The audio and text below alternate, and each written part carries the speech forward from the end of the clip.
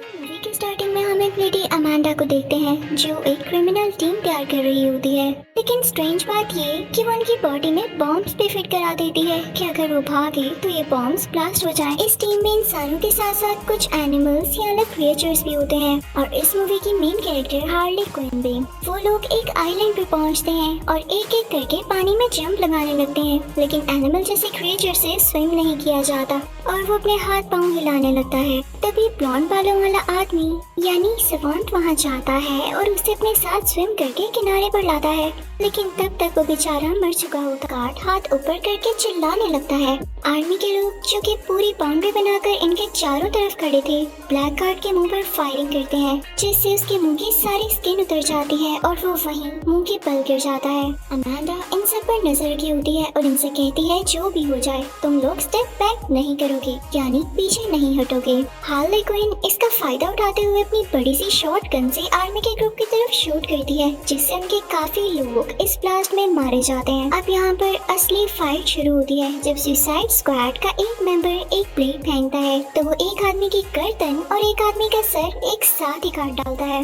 Army भी जोश में आ जाती है और अंधाधुंध फायरिंग शुरू कर देती है। हार्ले अपनी जान बचाते हुए भागने लगती है और एक बड़े से पत्थर के पीछे आके छुप जाती है। उसके साथ एक और मेंबर भी आ जाता है और उनके सामने एक और मेंबर होता है जिसका नाम टीटी होता है। वो अपने दोनों बाजू अलहदा करता है और उनको आर्मी की तरफ भेजता है जो आर्मी को डिस्ट्रैक्ट करने लगते हैं, उनकी कैप्स को छेड़ने लगते हैं, उनकी गन हिलाने लगते हैं, लेकिन इससे भी काम नहीं चलता और सैंड काफी डरने लगता है। वही लंबे बालों वाला आदमी तो वहाँ से भागने का सोचता है, लेकिन इससे पहले ही अमांडा उसे ब्लास्ट कर देती है क्योंकि उसने कहा था जो भागेगा अपनी जान गवा बैठेगा। अब यहाँ स्टोरी एक टर्न लेती है और जहाँ हमें अमांडा की क्लेवर माइंड के बारे में भी पता चलता है कि उसने एक और बैकअप टीम तैयार कर रखी थी। मुझे लगता है उसे पता होगा कि उसकी पहली सुसाइड स्क्वाड टीम क्या करने वाली है। उनमें सबसे पहले वो ब्लड स्पोर्ट को शामिल करती है और उसे ही इस टीम का लीडर बना देती है। दूसरा होता है पीस मेकर जिसके पास ये एबिलिटी होती है कि वो किसी भी चीज को हथियार बना लेता है और उसको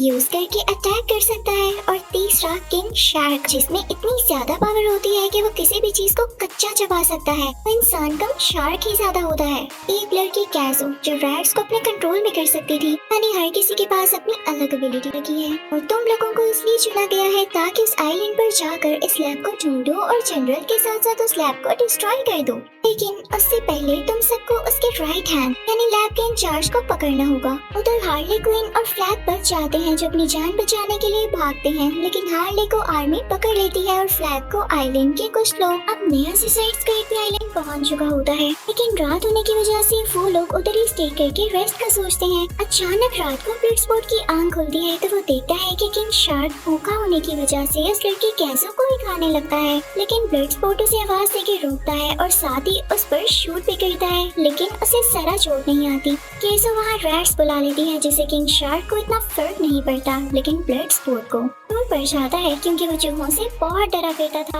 अब कैज़ो को डर होता है कि किंग शार्क कहीं उसे दोबारा न खा ले, तो वो उसके पास जाकर उसे प्यार से समझाती है कि देखो हम दोस्त हैं और एक मिशन अच्छे से करेंगे। तो किंग शार्क समझ जाता है, लेकिन बाकी सारी टीम उसे कभी भी अपना दोस्त नहीं मान सकती थी।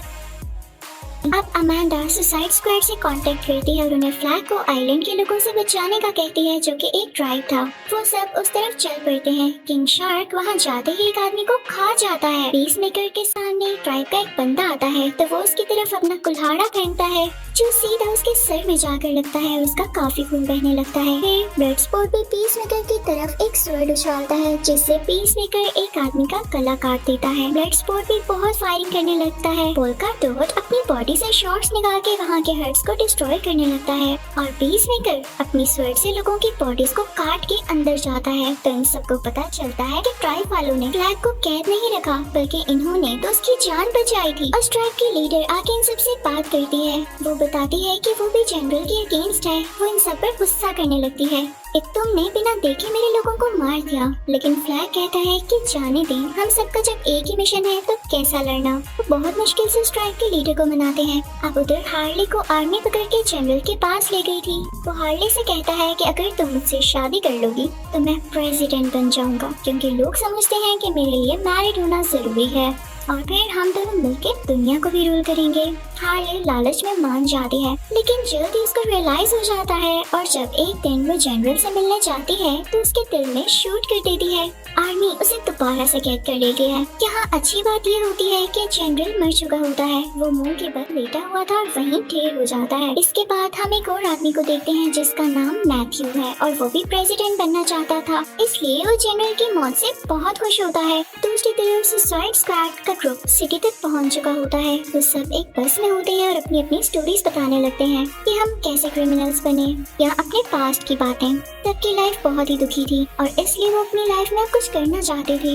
अब पहुंचते हैं ये लोग क्लब में, जहाँ ये लोग डांस करते हैं, सिंगिंग करते हैं, बहुत एंजॉय करते हैं। वहाँ उनको एक आदमी दिखता है जिसके सिर पर अजीब से स्पाइक्स होते हैं। वहाँ आर्मी भी आ चुकी होती है तो ब्लडस्पोर्ट खामोशी से कैज़ो और पोल्का डॉट मैन के साथ उस स्पाइक्स वाले आदमी को क्लब से निकाल देता है और खुद पीसमेकर के साथ आर्मी के आगे आ जाता है। उधर आर्मी बस में फ्लैग को पता चलते मारते हैं, जिससे शीशा भी टूट जाता है और बस टिल्ट हो जाती है। बस और भी व्हीकल से टकरा जाती है और एक ब्लास्ट हो जाता है। ड्राइवर भी अपनी जगह हिल चुका था और अब बस रोल होते हुए नीचे जा गिरती है। हैरत की बात ये कि उसमें से फ्लैग, ब्लडस्पोर्ट और पीसमेकर बिना किसी चोट के बाहर आ जाते हैं और अब प्लान करते हैं कि हार्ले को बचाएंगे। हार्ले जो कि अब मैथ्यू की कैद में थी, मैथ्यू ने उसके हाथ ऊपर की तरफ बांध के उसे लटकाया हुआ था। वो उसके मुंह और पेट पर पंचेस मारता है जिससे मुंह से खून आने लगता है। वो उससे उसके बैकग्राउंड के बारे में पूछता है और ये भी कि कौन लोग हैं हमारे पीछे। हार्ले उसे कुछ नहीं बताती तो मैथ्यू का बंदा उसे इलेक्ट्रिकल शॉक्स देने लगता है।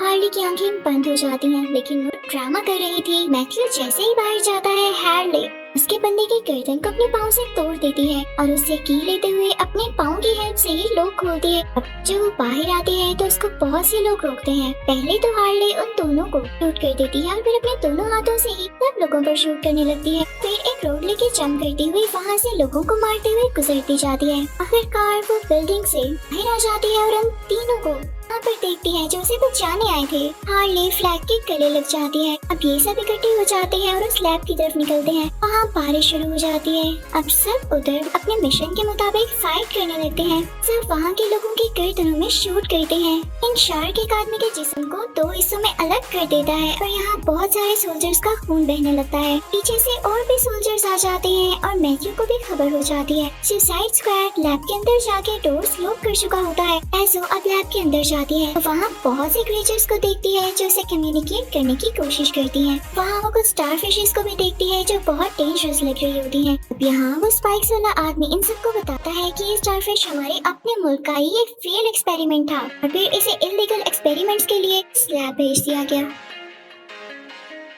अमांडा भी इस चीज को जानती थी, लेकिन वो सब कवर करना चाहती थी ताकि हमारा मुल्क बदनाम न हो। फ्लैग यहाँ का डाटा चुरा लेता है, लेकिन पीसमेकर उस पर गन पॉइंट कर लेता है इससे पहले कि वो उसे कुछ कह पाता। बाहर आर्मी के अटैक की वजह से बिल्डिंग गिर जाती है और स्टारफिश का भी केज टूट जाता है, जिससे वो ने ही पीसमेकर को ऐसा करने के लिए कहा था। वो उसे उठा के किसी चीज की तरफ फेंकता है और एंड पर फ्लैग भी स्टील की एक चीज उठाकर पीसमेकर को मारने लगता है और उसके मुँह से बहुत खून आने लगता है। लेकिन इससे पहले कि फ्लैग पीसमेकर को पीसमेकर उसकी चेस्ट में स्टैब कर देता है और इस चीज का फायदा उठाते हुए कैज़ो वहाँ गिरी हुई ड्राइव उठा लेती है जिसमें डाटा था। लेकिन पीसमेकर उस पर भी गन पॉइंट करके उसे डाटा वापस करने का कहता है। तो हम शार्क को देखते हैं जो बिल्डिंग में पानी बह जाने की वजह से बाहर जाके गिरता है और उसके सामने आर्मी होती है। यहाँ ब्लडस्पोर्ट भी बिल्डिंग से गिरने ही वाला होता है, लेकिन हार्ले उसका हाथ पकड़ के ऊपर खींच लेती है। नीचे सब आर्मी वाले किंग शार्क पर शूट करने लगते हैं, लेकिन वो बहुत स्ट्रॉन्ग था। वो उठ खड़ा होता है और आर्मी वालों को कच्चा चबाने लगता है। काफी डैमेज होने की वजह से टूटने लगती है और गिरने ही वाली होती है कि हार्ले, ब्लडस्पोर्ट और पोल्का डॉट मैन वहाँ से जंप लगा के रोड को एक रस्सी के ऊपर स्लाइड करते हुए बाहर आ जाते हैं और बिल्डिंग शार्क के ऊपर गिर जाती है। हार्ले और पोल्का डॉट मैन किसी जगह पर आके खड़े हो जाते हैं, जबकि ब्लडस्पोर्ट की रस्सी टूट जाती है तो वो नीचे चला जाता है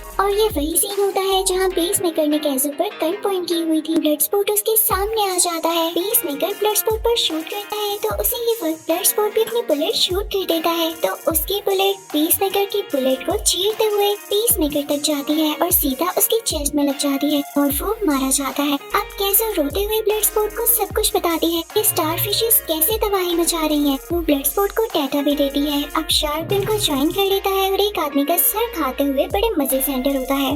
इतने अटैक्स के बाद भी ज्यादा चोट नहीं आई थी, लेकिन तभी वहाँ पर मैथ्यू की आर्मी भी आ जाती है। वो अपनी गन्स तैयार कर लेते हैं, सुसाइड स्क्वाड को मारने ही वाले होते हैं, लेकिन इससे पहले ही स्टारफिश बिल्डिंग को तोड़ते हुए बाहर आती है। बहुत ज्यादा ह्यूज थी। आर्मी अब स्टारफिश पर शूट करने लगती है, लेकिन वो स्टारफिश अपने कुछ बेबीज दे देती है। आर्मी पर्सन्स पर अटैक करने लगते हैं, लेकिन सुसाइड स्क्वाड को कुछ भी नहीं कहते। लेकिन जल्दी जिन लोगों पर स्टारफिश की बेबी गिरी थी उनकी बॉडी को कंज्यूम करते हुए मॉन्स्टर बना लेते हैं और स्टारफिश के पीछे चलकर डिस्ट्रॉय करने लगते हैं। लेकिन तभी अमेंडा इनसे कहती है कि तुम लोगों ने लैब को डिस्ट्रॉय कर दिया तो तुम लोग वापस आ सकते हो। लेकिन सुसाइड स्क्वाड अपनी सिटी को खतरे में कैसे देख सकती थी, तो वो स्टारफिश से लड़ने लगते हैं। लेकिन अमेंडा इनसे कहती है मैं तुम लोगों को ब्लास्ट करके उड़ा दूंगी। लेकिन तभी अमेंडा के ऑफिस में ही मौजूद एक लड़की उसके सर पर रोड मारती है कि वो भी उसकी ब्लैकमेलिंग से तंग आ चुकी थी। सुसाइड स्क्वाड स्टारफिश को खत्म करने के लिए निकल पड़ती है और सब लोग उन्हें अप्रिशिएट कर रहे होते हैं। लोग उस पर फायरिंग करने लगते हैं और किंग शार्क उस पर चढ़कर उसका मीट ही खाने लगता है। उसे बहुत बाइट्स करता है। कैसो भी स्टारफिश को मारने के लिए जाती है, लेकिन देखती है स्टारफिश तो उसे ही मारने आ रही है। तब ब्लडस्पोर्ट उड़ता हुआ आता है यानी बहुत बड़ी जंप लगाता है। कैसो को अपने साथ लेके नीचे उतर जाता है। हार्ली भी बहुत ऊंची जंप लगाती है, अपनी उसी रोड से स्टारफिश की आंख में टैप कर देती है। स्टारफिश उड़ती बिल्डिंग्स के ऊपर गिरती है क्योंकि वो काफी जख्मी हो चुकी थी। सबसे बड़ी बात कि वहाँ पर कैसो ने ढेर सारे रैट्स बुलवाकर स्टारफिश को एक तरह से खत्म ही कर दिया था। और उसके बाद ब्लडस्पोर्ट अमेंडा को ब्लैकमेल करता है कि सारा डेटा हमारे पास है, तुम हमें फ्री कर दो। अमेंडा को ऐसा करना पड़ता है। उसके बाद वो सारे हेलीकॉप्टर में बैठ के वहाँ से आजाद होके चले जाते हैं। और इधर पीसमेकर को भी हम हॉस्पिटल में देखते हैं जो कि जिंदा होता है। वो भी नहीं मरा था और डॉक्टर्स उसका इलाज कर रहे थे। और इसी के साथ ये मूवी यही एंड हो जाती है। Thank you for